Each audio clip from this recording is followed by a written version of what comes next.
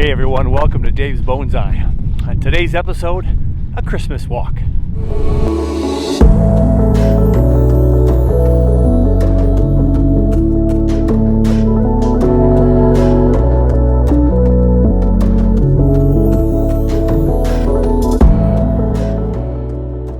It's December 25th, and the grown-up kids are doing grown-up things.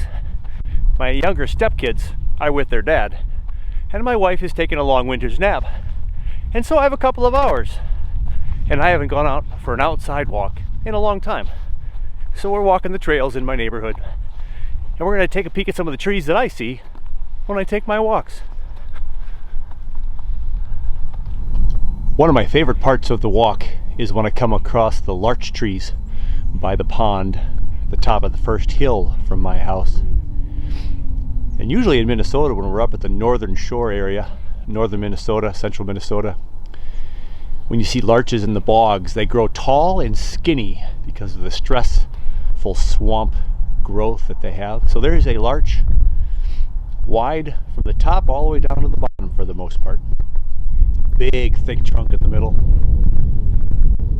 There's one larch. Then we have a couple more over here. Tons of cones on this larch right here. Just absolutely filled with the cones.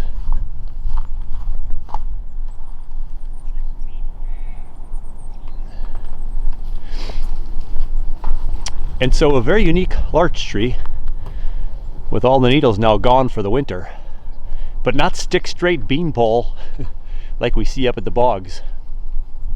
So 4 of them line this path right here as we get up the first hill on my path in the neighborhood. Next up, the birch trees. Not a lot of white on my paper birch forest yet, but I do have one forest. And this row of birch tree along this person's house is just beautiful. 3 and 4 and 5 trunk species with all the white and all the splendor. Beautiful yellow color in the fall. I didn't quite get pictures this year, but those are looking nice. So I'm on about a 3-mile walk. Temperature is about 20 degrees out today. You might notice a lot of the grass around. Yeah, a lot of grass. We had 43 degrees just yesterday. A little bit of rain as I was doing some last minute Christmas shopping. So in Minnesota, to have 43 and rain on the 24th of December is pretty odd. So we didn't get quite the white Christmas that many Minnesotans typically like. So I'm gonna turn up the volume on Winter Solstice from Pandora. Winter Solstice is some music that I grew up on with my parents, my siblings. And so Winter Solstice, the volume's going up, and let's keep walking, checking out our neighborhood trees.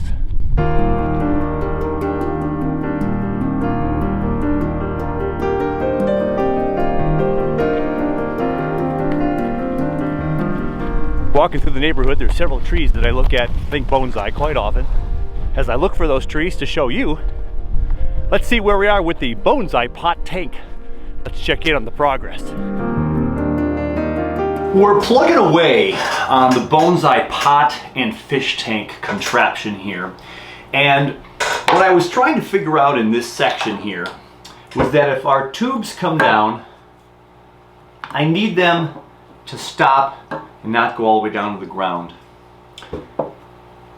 I will put some pond liner on the other side, which will kind of hold these in place a little bit, but not massively securely. And so what I figured I would do is I have a piece of 1x3, which matches the level of the lip here. This is the underneath side, but the legs will keep it off the ground. And I'm going to temporarily glue these on right where they are after I put a hole in the center of them. Once I have a hole drilled in the center of them, I will go ahead then and I will place the PVC piping right here. And what I'm going to do is I'm going to take a piece of bonsai wire, and I'm going to make a bonsai wire go from this side to this side and twist it off, and the wire will sit right here we'll line it up so these tubes will rest right on that and won't be able to fall further out. If there's a little pressure on the tube, it might bend the wire a little bit, but nothing to make it come apart. So that'll be either some aluminum wire or maybe a little bit of my copper wire. So a nice strong bond that'll just kind of make sure that it has a little bit of a trap to make this not fall through to the ground. And then they'll stick out maybe about halfway. And then we'll spray some of the Flex Seal protection around there so it doesn't get all wet and create mold and issues with the wood here. I would cut these smaller, but I don't want anything to split. So again, we'll keep the tubes below the height of this, and then it'll just drain to the ground. We'll cover up the holes with some tape, and then we'll Flex Seal it there. So it's time to get to work. We're going to drill some holes first, and then yeah, we'll see how we get things going here.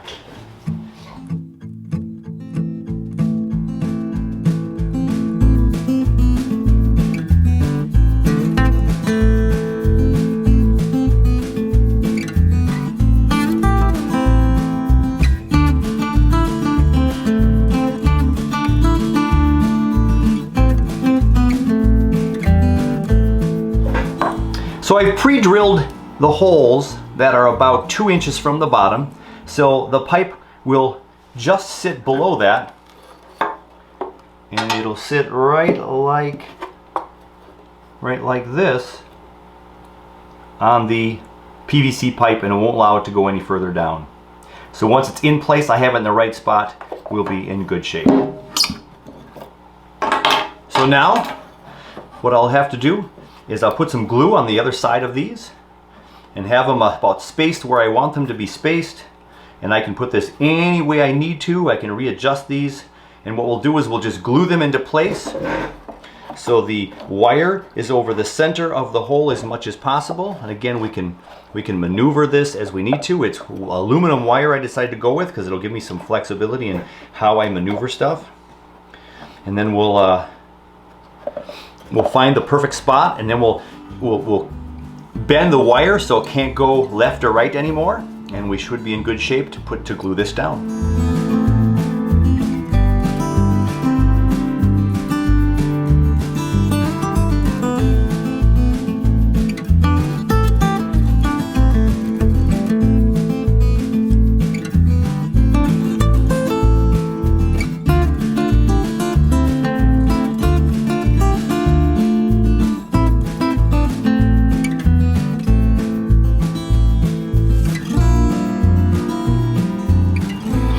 I've got the blocks in place with some glue, some heavy rocks on here to just get that initial glue to set.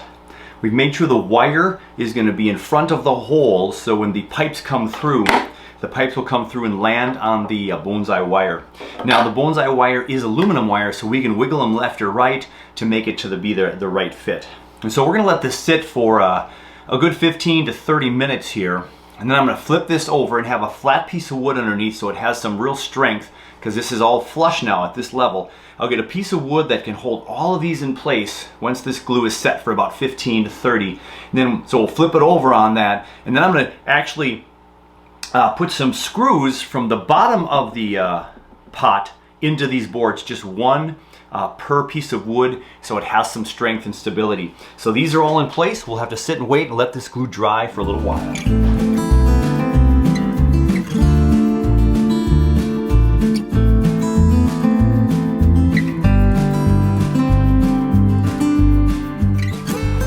So if I did this right, these pipes will now sit on the new Bonsai wire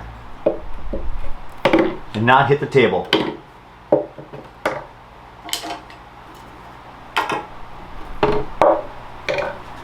And again, we're going to put some pond liner on here, so this will have a little bit of a catch, because we'll put pond liner on here and put one little hole in the center and force it on through so it'll hold in there on this level and the other level. So now as we put this together,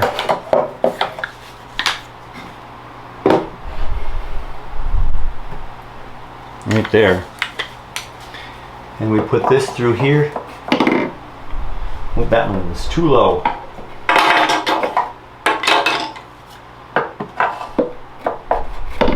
we'll be able to cut the tubes to the right size. Right there.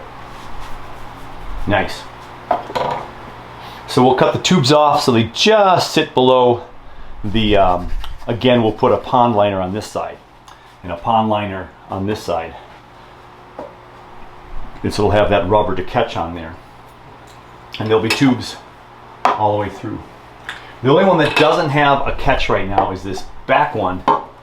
And we can just make sure that that one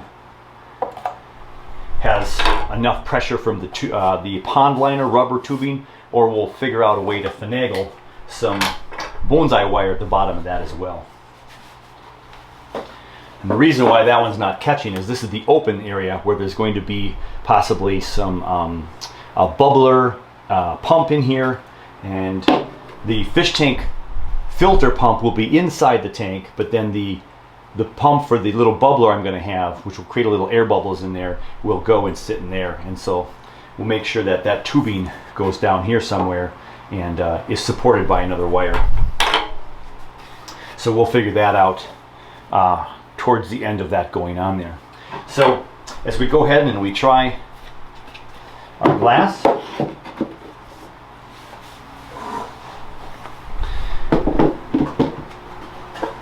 and we have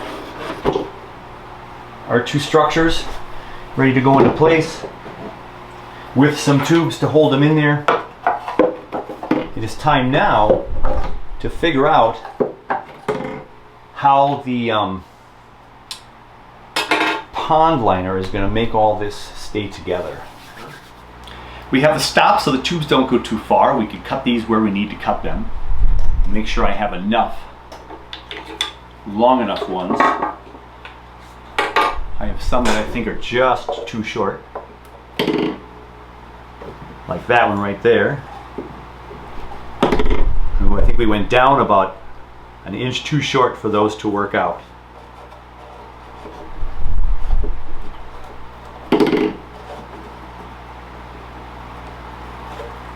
We'll figure that out. So we have more tubing right there.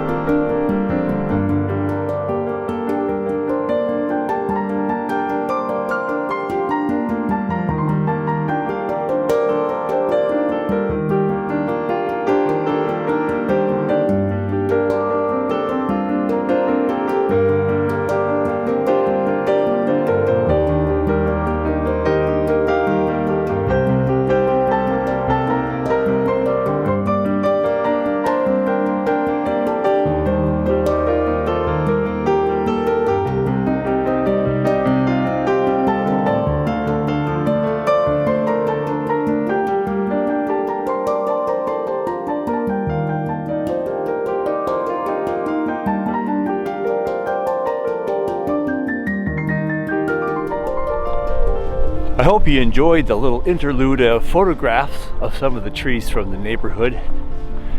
The more I was on my walk, taking the gloves off and on, taking a few photos, the wind picking up upwards of 10 miles an hour or more, and being 20 degrees outside, I think the wind chill factor is either in the single digits or at least close to that.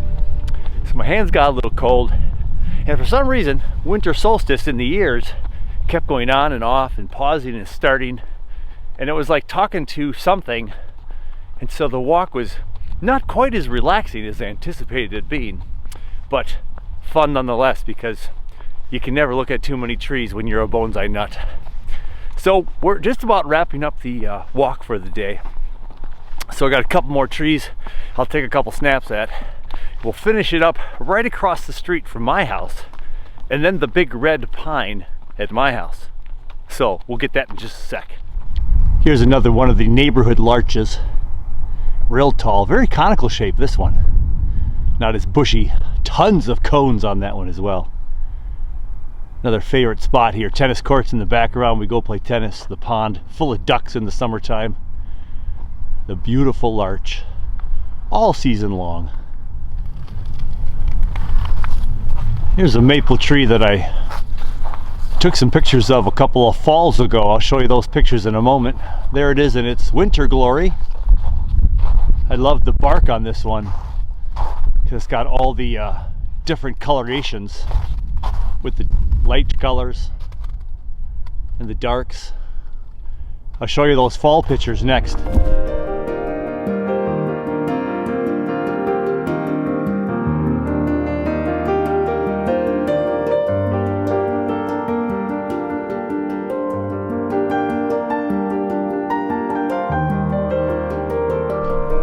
Now this one's kind of funny. This is a bush of some sort, and in the summertime you can't see anything down here.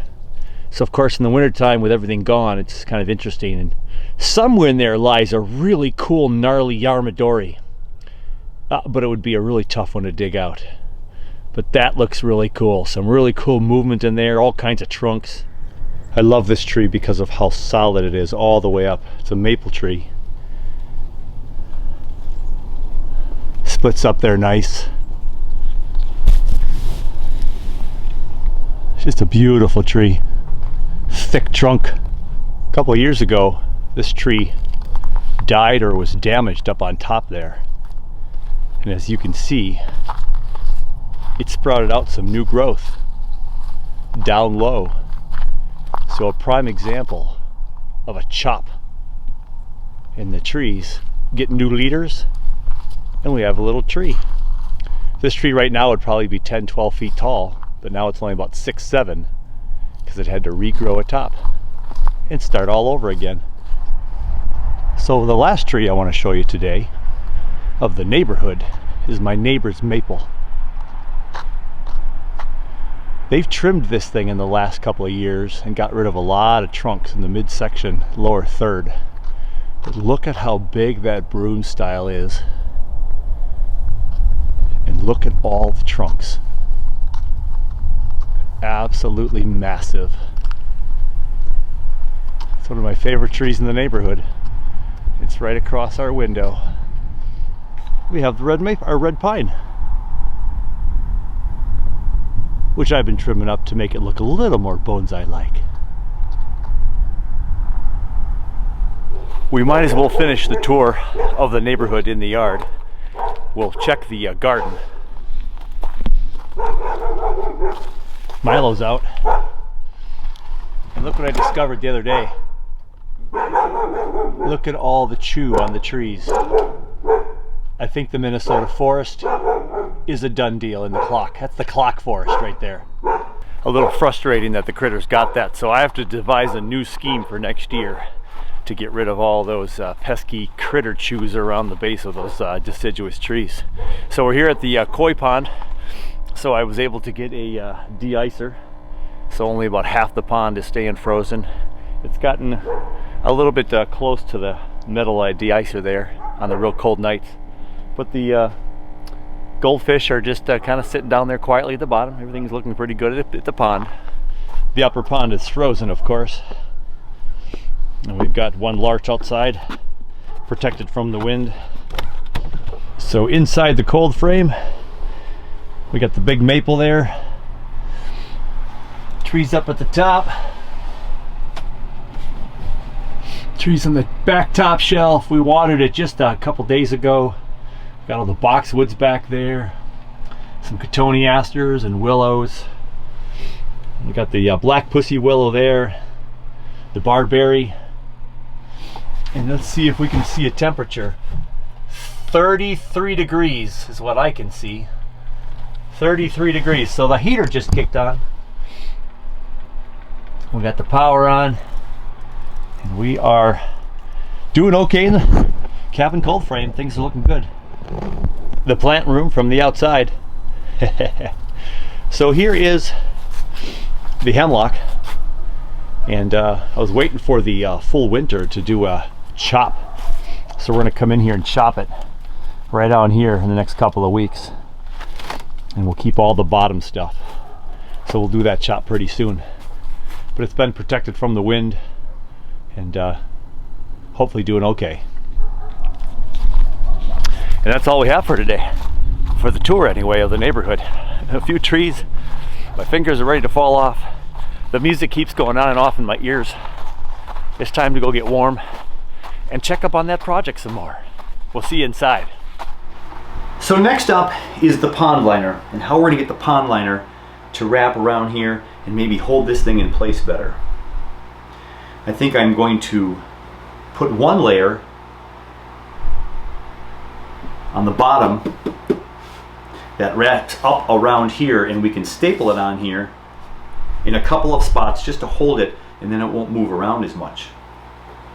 Or my question is, if I take the glass off temporarily, do I put something that connects these pieces of wood to the trim around there?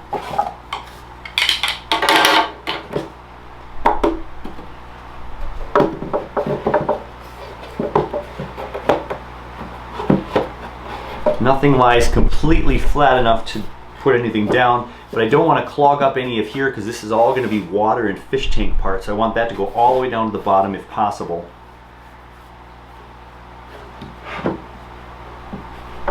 What I had thought about doing, and I might consider doing this, is if I put right here a piece of metal here that has holes in it. I have some metal in the garage that have holes in it that I can attach this here and attach this from here to up here. And then that would kind of hold them in place here, and I can do that here and a little bit here as well. So I'm gonna go in the garage and look for those pieces, and I'll see if that's a possibility. I was able to find my roll of aluminum flat, I don't know what you would call this, but I can make a connection here with a screw into there, and I can bend it because it's flexible, and I can attach it onto this top piece. I could even do it right here on the lip part so I don't bother this. And then over here I can go right from the bottom here to this lip part.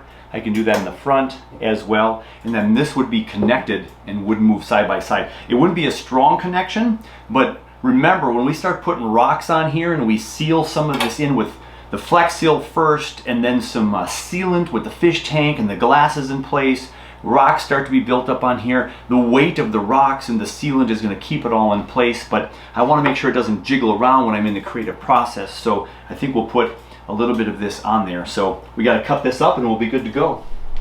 So right here and right there and right there and right there, I will connect these. So we'll get some screws into those and that'll secure the two sides in place. But before we can do that, I want to make sure we have a layer of the pond liner going underneath this, coming back up this side right here, all the way to the crack here, maybe even stapled up here. And then we'll put our holes in the pond liner to be able to secure those on. So let's get some pond liner measured up.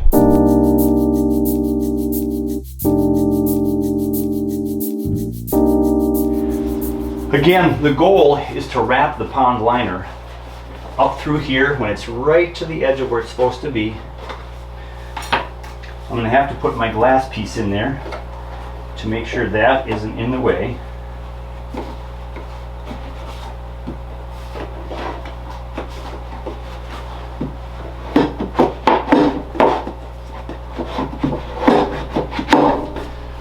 There. Now, when that's in place, where it's supposed to be, I can have this piece come and we can staple it onto the back side here.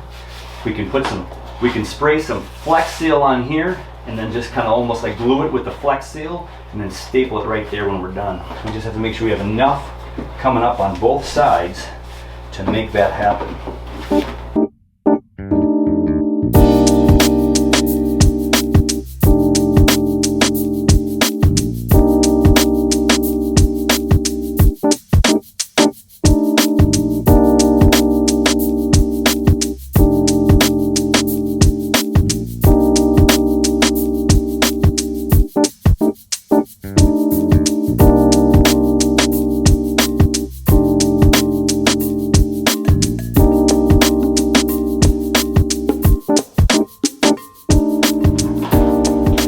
now that I have the basic structure of this piece of pond liner, I will make a couple of slits right here and here so I can attach with our metal pieces the boards together, and then the pond liner will just fit right over that, and it'll be able to be sealed right to the plexiglass. On the back side here, it just rests right underneath here, so these pieces can go right against there and there, and we can connect our pieces right there. And it is flexible, so we can bend it a little bit as needed, and then we will spray that and cover that with some Flex Seal and make sure that everything is nice and not pokey for the fish tank. So we'll put an extra pond liner, when the pond liner comes here and comes over this way, it'll cover up that piece. So once this is in place, we are set. So I'm going to go ahead and make that first little intricate cut right there.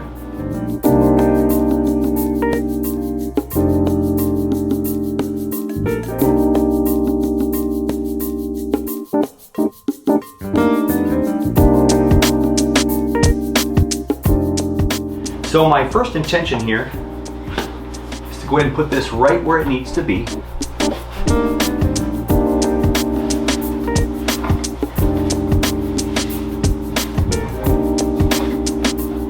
Right there is where it needs to be. So now I can staple this on here with a couple of staples, and then we'll Flex Seal the first part.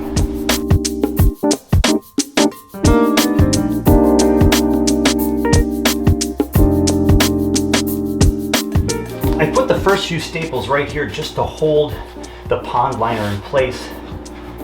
And now we're going to go ahead and, before we staple it to this piece, I'm going to put some Flex Seal all right in here so it acts as kind of a glue, and it's also waterproof. So we're going to go ahead and get that on there, and that'll wrap it up for today.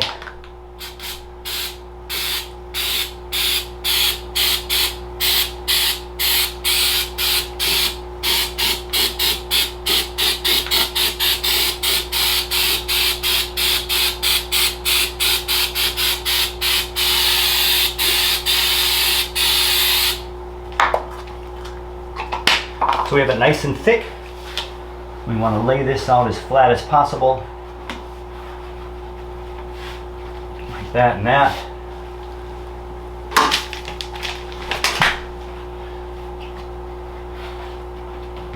Onto our surface. And then we'll go ahead and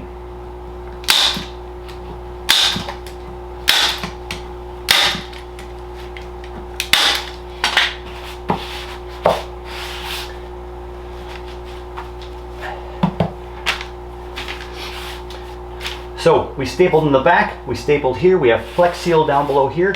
We have 3 holes, one right here, here, and here. We will punch a little hole in there for our tubes to fit nice and snug right down in there. That'll add a little extra friction in our tubes. So this has to dry for the next 24 to 48 hours. All right, right onto that Flex Seal. And the other pond layer will come in here over to here, and we'll stop it down here with some staples again, and then the fish tank will be in here, all keeping secure with the pond liner, the plexiglass in the front and the back, and we'll have our fish tank bonsai pot. But Flex Seal has to dry. We are done for today. Back inside after a chilly walk where it's about 75 degrees Fahrenheit. So the heater just kicked in. So this is about the time of the day where a little bit of residual heat comes from my floor heaters here to keep all the tropicals loving life next to the north facing window and all the artificial lights. So it was a nice walk, albeit chilly. I always love looking at the trees now, being the bonsai nut that I am. You know, looking at the multi-trunks, looking at the non-conical shape, right? Some of the pine trees, one of the white pines that was on one of those photos that's real big and poofy up on top. They're not all Christmas tree shape, right? The multi-trunks, as I mentioned, and some of the healing of trees, the trees that were chopped off by death or something, and then the new growth. I don't look at trees the same in the last 5 or 6 years here, as the bonsai world for me has just gone through the roof. So super exciting. Hope you enjoyed a little walk through my neighborhood today. And the progress on the bonsai pot tank. On the next episode, we're actually going to get those two side portions on there with the pond liner all the way underneath there. Get those tubes, see if they fit in there, and make sure they're all level, and do some flex sealing. And we're even going to put some poly on the outside of the tank to get that a little bit more polished up, get a little sheen to that. It's getting close. And very, very soon, I can't tell you when, some rocks might start appearing on the bonsai pot tank. Oh, this is great. I'm having a blast. And keep those votes coming in for the tetras or the whatever you think might go into the fish tank, right? So far, the leading votes is for the cardinal tetra. Very similar to the neon tetra from the last episode. You caught a glimpse at that. The neon and the cardinal, very blue and red color, super nice, about the same size. Cardinal a little bit bigger.